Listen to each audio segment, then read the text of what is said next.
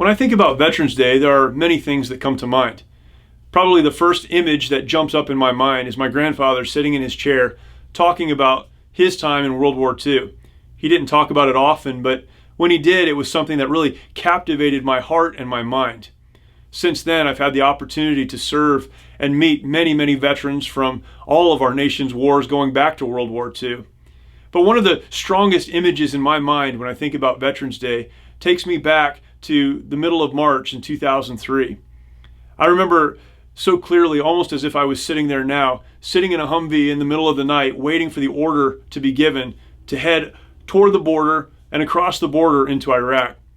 I think about this because looking back, I realized just how crazy that was, understanding what would happen.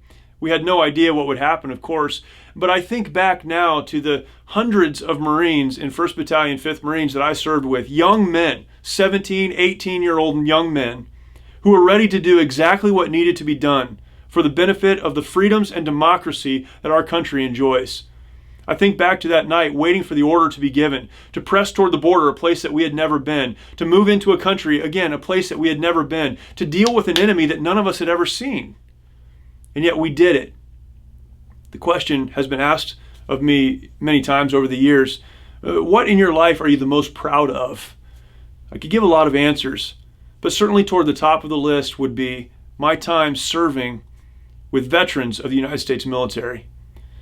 As we approach this Veterans Day, the Mighty Oaks Foundation simply wants to issue a thank you to those men and women who have so honorably served the country that we love. Maybe our country isn't perfect, but the country that we have, the country that we enjoy, and the freedoms that we're able to participate in as Americans were purchased with the blood of the men and women who were willing to sit in the dark in the middle of the night, and when the order was given to push across the line to face an enemy that no one had ever seen.